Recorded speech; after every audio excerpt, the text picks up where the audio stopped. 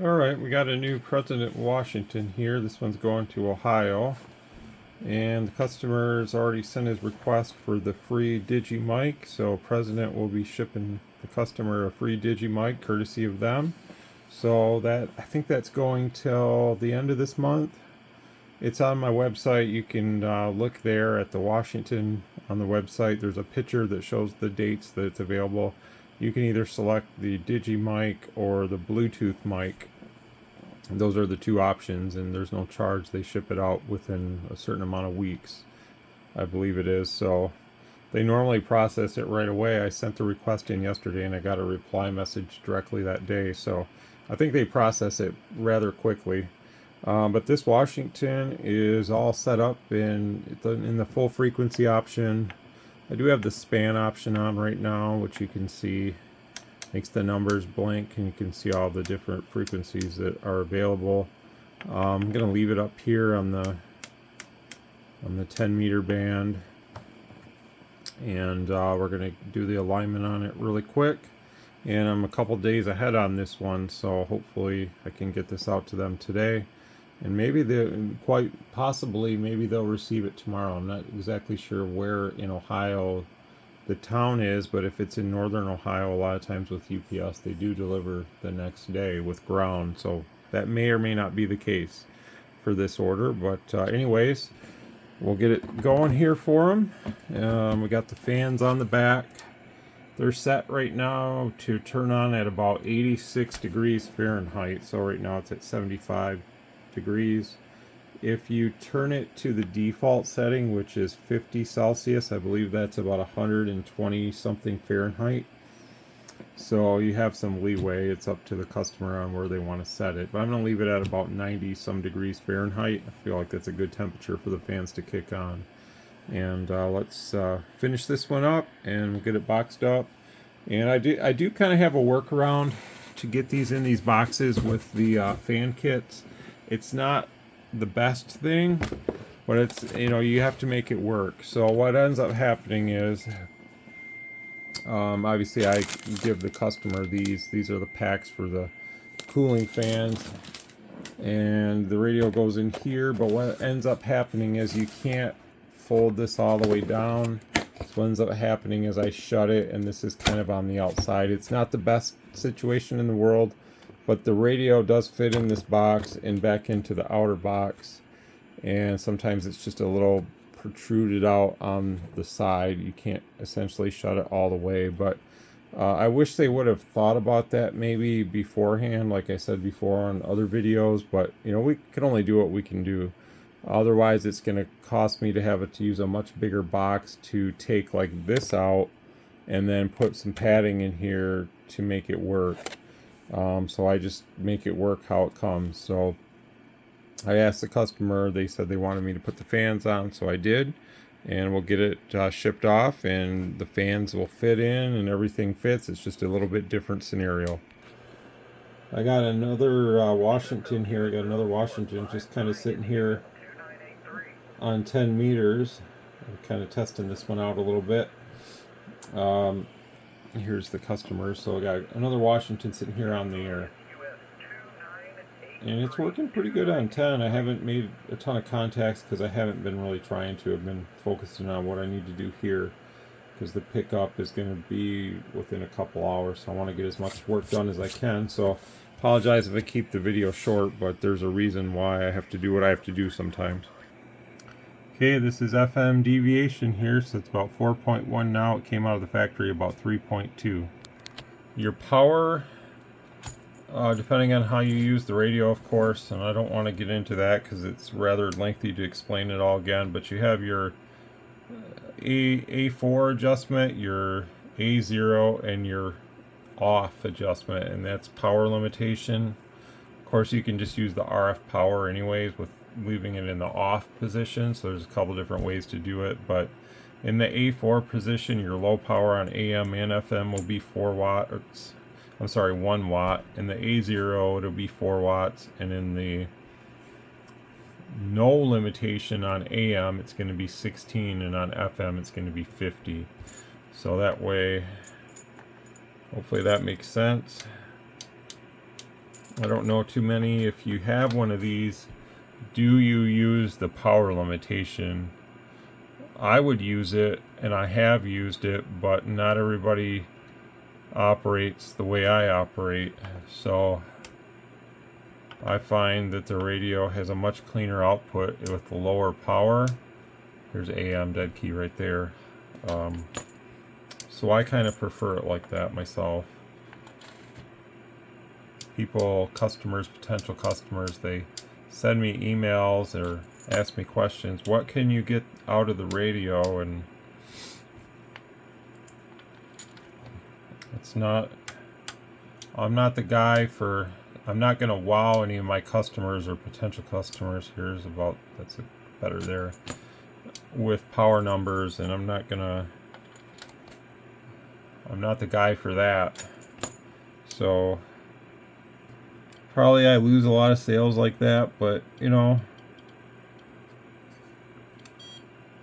now we're going to do modulation. I've come to learn that's not everything when it comes to radio, is power, and I stand by that. I'm not going to change what I believe in, and I think that a lot of my customers are maybe coming to me because I stand by that stuff. This is the low power AM modulation, so it's kind of low.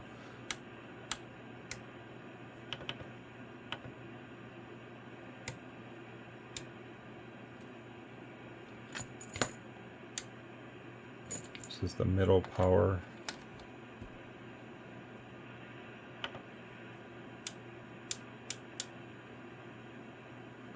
I'm not really showing the scope, but you can be sure that,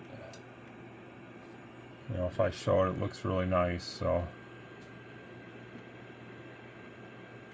yeah, I don't really need to even look at the scope anymore with the service monitor function of this. It just really, you know, it's right because you can see it here.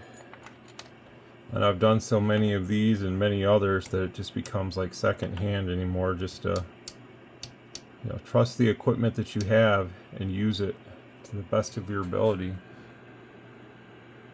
This is a high power.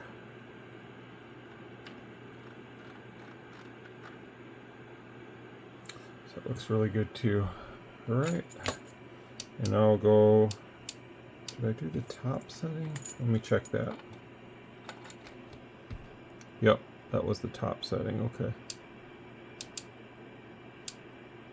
Alrighty, we're moving along here. I'll do the sideband, then I'll come back and show you the final power output and stuff.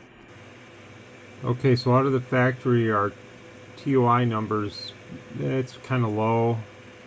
You can see what our two-tone looks like. It's a little oblong, so I'm going to clean up the signal a little bit on this, and I'll come back and show that when it's done. Okay, so here's how this one turned out.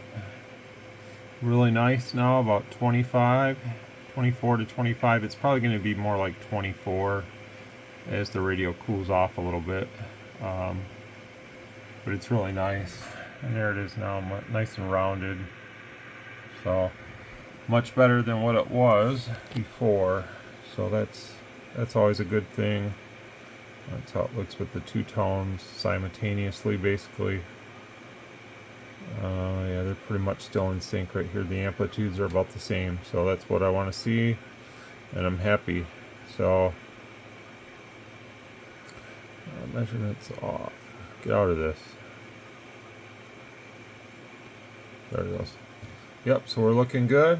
Alright, now we're gonna put it back on normal operation. You can see the fans are running nice and strong. You can feel that air flowing really good. So they're not as loud maybe as one might think. It's definitely not like a blow fan or anything where it's just like in the background, you know, like some of these guys you hear their stuff key up.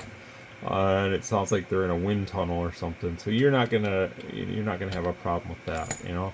Right now it's at 104 degrees, so once it cools down, the fans will shut off, which is the nice thing about it. Just wanted to show the transmitted frequency, so really good. It's put this on sideband, and I'll put a single tone into it. We'll check it there. Also do upper, since I like to do upper. It doesn't really matter. I just have a preference to do upper. For some reason, I guess I'm following the band, but we'll do upper on a 1 kHz tone to see what it's transmitting on frequency at on upper side. Alright, so we want to see 28401. So we're at 2840099, so we're pretty much right there. So could it be a little bit better? Yeah, maybe just a touch, but it's not a huge problem or anything. And you can see there it's showing the same pretty much. So the two pieces of equipment are pretty much right on sync with each other. So that's always a good thing to see. Each one has its own independent 10 megahertz reference, but you know, they're lining up quite nice. So this thing is working good, and you'll be right on frequency no matter where you go on sideband. So that part is done. Let's put the microphone on it and see what it's doing for power. Alright, so let's take a look at the power. Just running the factory hand mic. So this is sideband. These are about an 80 watt radio, as we can see. So it's doing exactly what it should there. 1, 2, 3, 4, 5, 6, 7. Check, check. Hello. Obviously, you know, when you got a radio that's working the right way, you're not gonna sit here and every word that you say slam the meter or anything like that. So that's to be expected. But there's how it looks on the 20 kilohertz span there. So it's looking really good. This is upper sideband on the calling frequency on 10 meter. So I'll do some AM really quick here, and see there it's picking up the noise a little bit through the stock mic. These are a powered electret condenser, so they do pick up a little background noise at times if you have the noise going. I have the other radio going in the background, the 10 or the Washington going. There's a guy in the park doing some portable work. And there's the carrier, about 16 or so, and then with peak envelope power it's up there in the 60s to usually 70 range, somewhere in there. So you know, it's not gonna do 1 watt swinging 80 or anything like that crazy. So you know, that's definitely a no-no for running a clean setup, so you don't want that. And if you lower the RF power down on this, it'll do less power too. You know, that's a given, but some people don't understand that a proper radio doesn't swing a little to nothing to everything. That's just not the ideal way to do things, and you know, you're going to cause a lot of unnecessary interference on the band and stuff that you know, you shouldn't be doing. But I guess some care more than others, and some don't care at all. But that's how it looks on AM on a 20 kilohertz span there, so it looks really nice. Obviously at our outer edges, that's the center of the next channel if we were talking about the 40 channel band that we all love. And we can see that we're still way down in the negative dBm line on those other edges, so we're doing really well.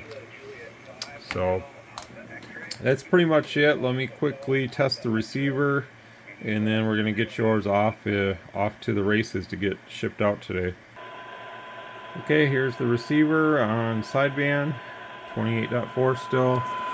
Over here it's minus 127, and it's actually a little bit above 12, so it's probably more like 127.5, 128. So that's really good. Let's go to AM mode and set that one up.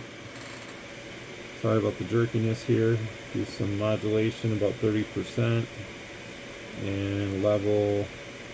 Let me just set my volume reference level first. That's good. Alright, let's see where we come out. I'm not left-handed. I'm doing this kind of weird. I'm using my right hand to adjust the instrument and holding the camera with my left hand, so bear with me here. There's minus 114 on AM, which is usually about where these all come out, somewhere around there, so that's excellent. No problems there, so it's testing good. I've never seen one that didn't out of the factory. That makes a lot of good radios. So you can look at the mod percentage here, 30%. So you're all set. I'm not going to hold it. I'm going to get yours ready to go and try to get a couple more out today as well. 73. Thank you very much. Hopefully to catch you out there sometime.